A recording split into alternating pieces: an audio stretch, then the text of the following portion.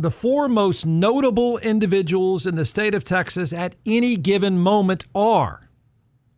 I'm going to change the order, but you can do with it whatever you want. I'll set it up again. It says the four most notable individuals in Texas at any given moment are.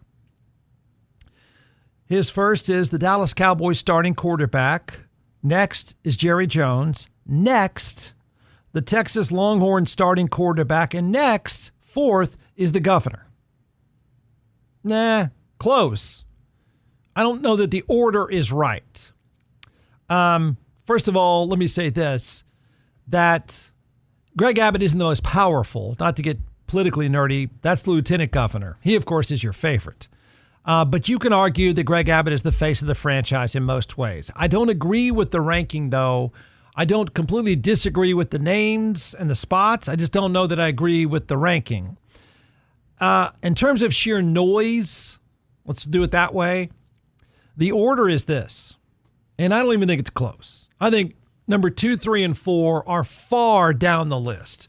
But in terms of sheer noise, the order goes Jerry Jones, the Cowboys starting quarterback, the Longhorns starting quarterback, then the Longhorns backup quarterback, then the governor. There, I fixed it for everyone. You're welcome. Got it?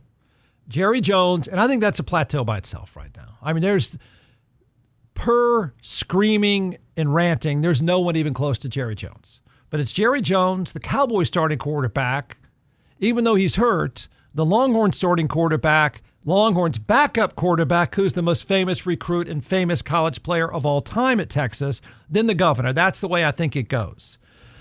Okay, so he goes on to write, and given that opinions on all things Cowboys are firmly in the everything sucks camp, that leaves the signal caller at Texas as the focus of the state's white-hot spotlight right now. Actually, it's not right now, but it's about to start next week. It's about to start. The starting quarterback in Texas is about to be, he's right, the spotlight is about to be absolutely glaring. Glaring. And you know what else? The question will be, how bright is the light on the guy who's his backup? That's about to get really interesting. Quinn Ewers has spent years now on center stage, but his understudy is edging his way out of the wings, and the audience sees it. How long before the calls for Arch Manning get too loud for Longhorns head coach Steve Sarkisian to ignore? Is Ewers standing a microcosm of Texas as a whole, highly touted in the preseason, exposed as less than magnificent once the game started? Good point, well written, fair point. Don't get over your skis, everyone. Don't. Okay, so let's do this. A big picture discussion, so everyone can take this and go any number of ways. A big picture discussion is mostly yes. I like the part about, is Ewers standing a microcosm of Texas as a whole, highly touted in the preseason, exposed as less than magnificent once the game started? Yeah, I think that's true. Texas goes as far as he plays well. I don't know that great is necessary, but feel free to disagree with me at any point. I don't know that he has to play great. I don't know. There may come a time, because the body of work of Texas is not very good. I think many of you are, as usual, way over your skis. You don't really know. You only know, I hate to preach here, but you only know how good a team is when you see it against light competition. That's the only way you can know in football. Everything, it's too physical of a game. When you outmatch the other guy, it's not a fair measurement. So you only know a team based on light competition. And so then that begs to ask the question, how much of that burden to take them beyond that is yours? So I think it's a really interesting point. It's a really interesting way of looking at Texas. But I don't know that I'm one of those people that says he has to play great for them to go all the way. I don't know that I buy that. I do know he can't play meh or bad, and they don't go far at all. You've seen that.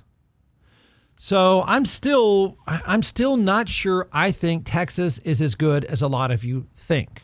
They're fast. They are. They can outrun most people.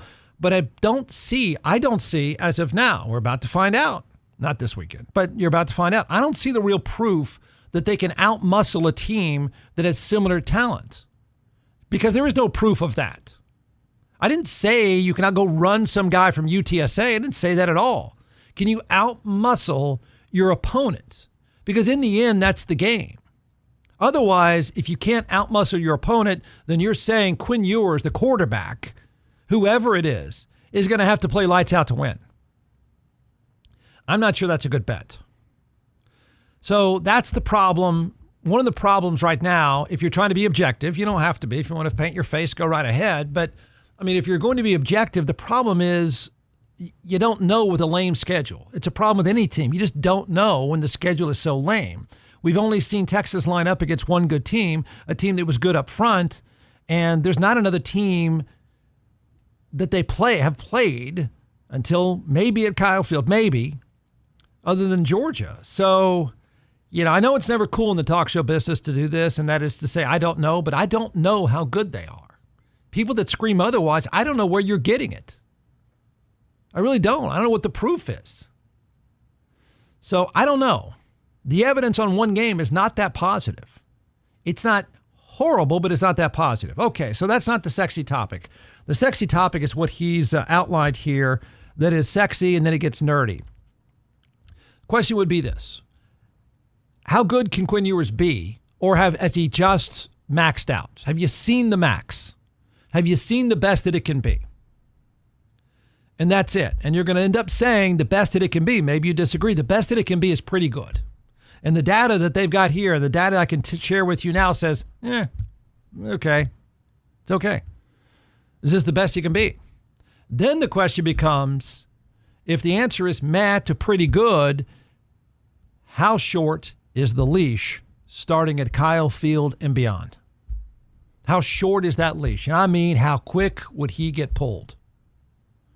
I think the leash is probably pretty short. So here's what Busby writes. Let's start with the facts. Texas is 9-1 in pole position for an SEC regular season title, a conference championship berth, and a CFP first-round bye. Then, that in itself is reason enough for Sark to keep on dancing with the date that brought him to this point. However, it's also a fact that Ewers hasn't produced the kind of season expected from him. Prior to week 0, BetMGM had Ewers at a plus 1,000 for the Heisman. He was a close third behind Dylan Gabriel and Carson Beck. He's now at plus 25,000. He's not going to win the Heisman Trophy. Ewers has also seen his NFL draft stock plummet. Early 2025 mock drafts have him falling out of the first round. One of the descriptions is this: solid overall package, but has never really achieved at a spectacular level, nor shown that he can consistently create. Yeah. I mean, I think that's reasonable. I've said for quite some time, I don't think that he's a first-round pick. But the question is, does he have to be great for them to go the distance? I'm going to do it again. I don't know. I don't know how good they are in the grand scheme, like winning a championship. Not, beating up on the Kentuckys of the world and the Arkansas of the world and the UTSAs of the world on a stretch run through a playoff. Does he have to be that great, or is that team good enough to carry him that far?